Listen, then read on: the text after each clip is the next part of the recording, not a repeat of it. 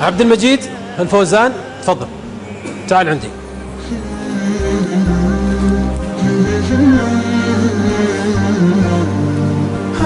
حياك الله عبد المجيد.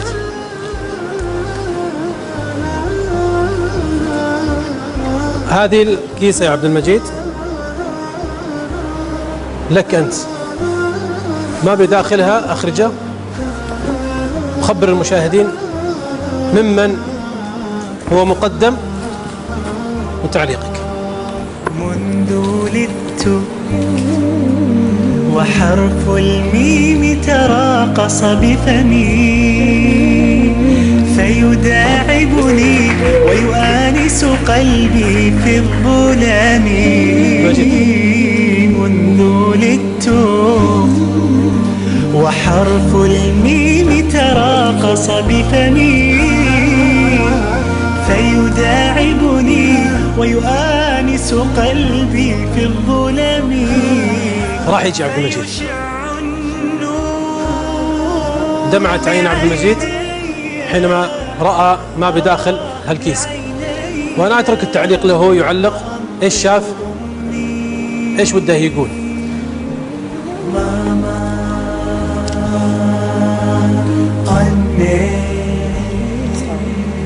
هذا عبد المجيد جاء. طبعا هذا مصلى. افتح مايكك.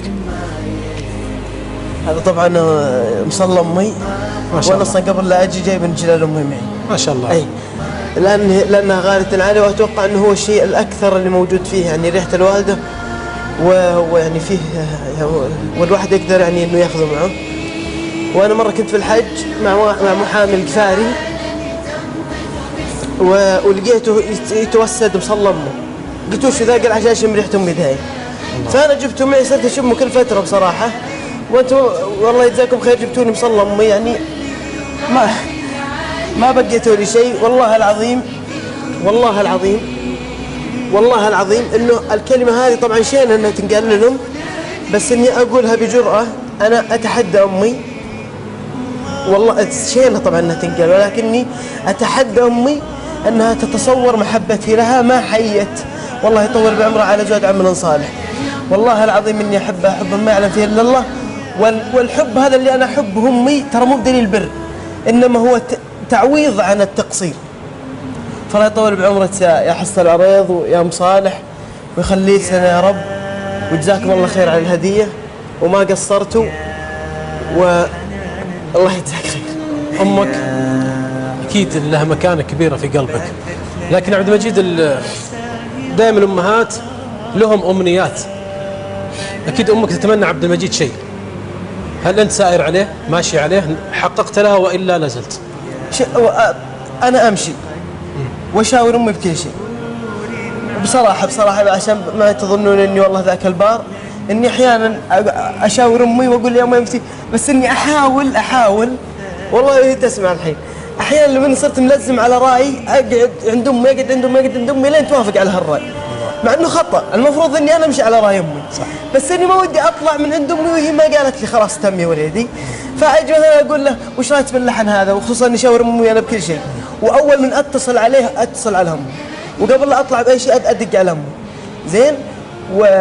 فهي انا ودي اني ما اسوي شيء الا هي راضيه عنه، مع انه ما قمت انا ما فعلت السبب، لكن والله العظيم اني احب امي واقدر امي ومقصر مع امي، والتقصير طيب. هذا هو وقود المحبه. طيب عبد المجيد، انت بعد ما فقدت والدك اكيد انك تحب امك، لكن بعد ما فقدت والدك يعني ارتفع سقف المحبه تجاه والدتك، وتعتقد هو الحبل الوحيد الان الموجود معك؟ نعم. انا بعد ما فقدت ابوي الله يغفر له ويرحمه، بصراحه اني حبيت امي زودا على المحبه، يعني اصلا من زمان المحبه ما هي بسهله، ولكنها زادت الحين.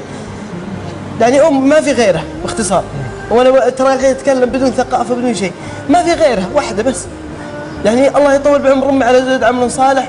والله العظيم انه رجل ابوي الى الان انا تلذذ اني احبه، واخر ما حبيت من ابوي رجله وراسه والله العظيم.